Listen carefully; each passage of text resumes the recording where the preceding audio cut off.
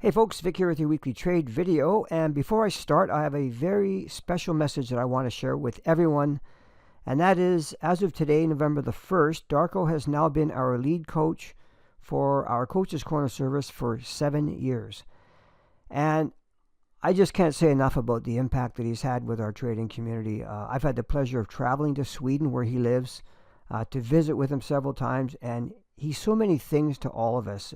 If you know him, you'll know that he's extremely passionate about the things that matter most to him. He has no limits when it comes to his dedication to the things that he loves the most. And besides his family, trading is a very, very big part of his life. Like you won't find a more dedicated trader and teacher. I hope you've all had the chance to listen to his podcasts. There's a link to them actually in the text below this video or in the email that you received. Because in those podcasts, as you'll hear, he wears his heart on his sleeve.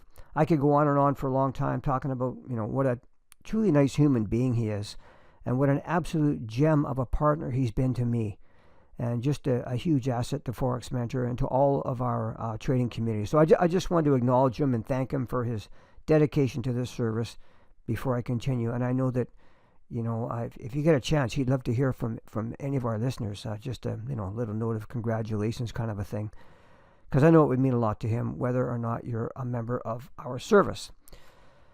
So the message in this video is about as valuable as it gets, and it's about overtrading. Excuse me. It's a huge issue for a lot of people. I'm going to talk about what it means to overtrade, some of the common reasons why it happens, most importantly, how to overcome this, it's account killing and mentally draining habit. And before I get into it, once you hear this, if you like what you've heard, I hope you do, and you find it helpful, I'd really appreciate a thumbs up by hitting the like button. That lets me know that it's been beneficial. So, first of all, what exactly is overtrading? Well, it's taking trades beyond what your trading says you should be taking. So, of course, this presumes that you even have a trading plan to begin with, right? But let's assume that you do have a trading plan with very specific and objective rules for entry, okay? Because your plan should have very little room for interpretation. So if that's the case, what would cause you to trade outside of the plan? Well, one of the most prevalent reasons is simply boredom, and that could mean that there haven't been any valid, high-quality trades setting up for days, even weeks, the way that your plan demands. So rather than wait, you start to deviate from your plan. You take trades that are not truly set up by the rules.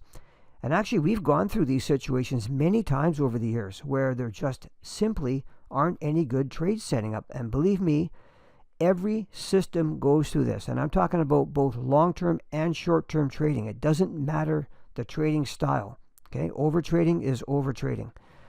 Another reason for overtrading is FOMO. Okay, excuse me. Now, and that's a fear of missing out. When you see a big move happen in the market and you're not in, novice and inexperienced traders have a tendency to say, hey, what could I have done to get into that move? So they start coming up with some rules that would have gotten them into that particular trade without any kind of backtesting or trading history. And this is actually the beginning of chasing every single move that happens. It becomes an obsession, and it's just a very, very dangerous road to go down. How about overtrading because you're trying to make up for losses? Maybe some of you have done that. Maybe you had some losses. Sure, that's another reason that can cause a trader to engage in bad trading behavior. What this usually does is compounds the losses. More frequent trading usually means more losses. Okay, maybe you've heard the expression revenge trading. It's the same thing. Okay, maybe it's just an ego thing. You're trying to you're trading more and more. You're trying to prove to somebody or someone, how good you are. Maybe it's your spouse, maybe it's a friend, or whoever it is. You're at a cocktail party. I don't know, but you're trying to show people how good you are, and this can happen to anyone. And I have a great story for you. There's a really good book.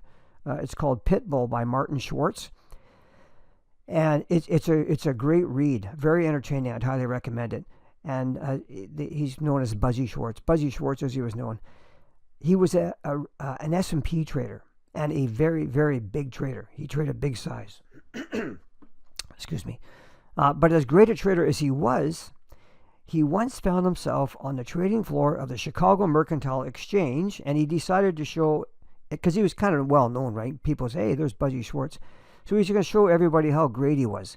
And he started trading the S&P, taking trades that were outside of his trading plan, without the information that he normally has, and just to show everyone how great he was and how fearless he was.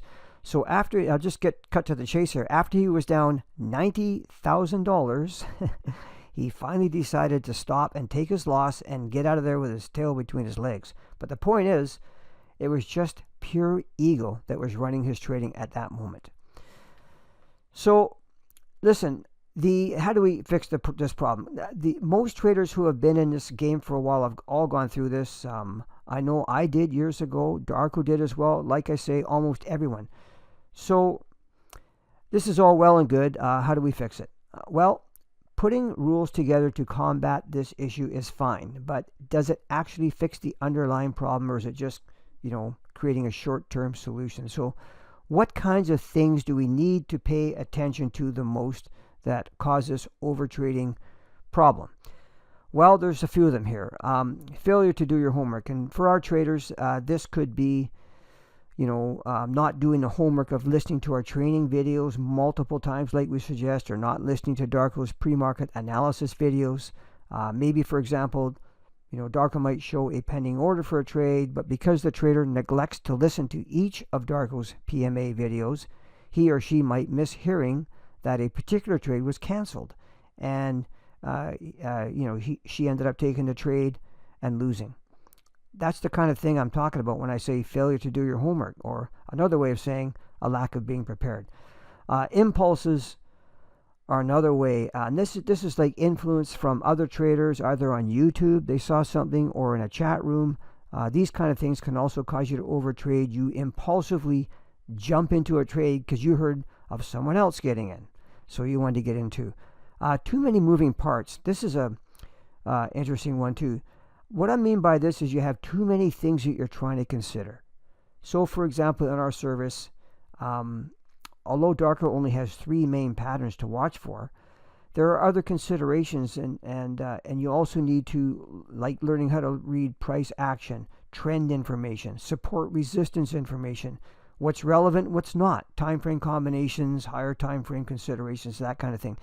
It's not that difficult. It sounds like a lot, but that's why we say you got to take the time to go through this material to understand it.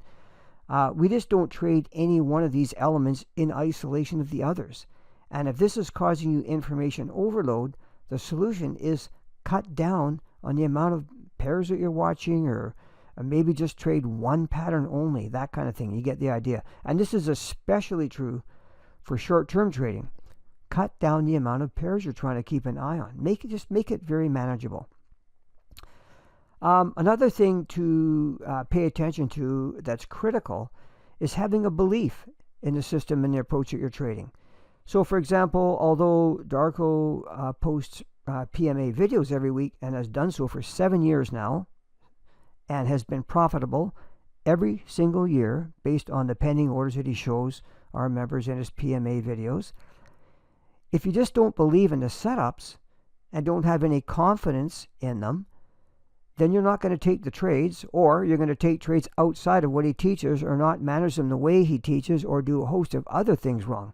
And listen, not having a belief in the system right away is totally normal.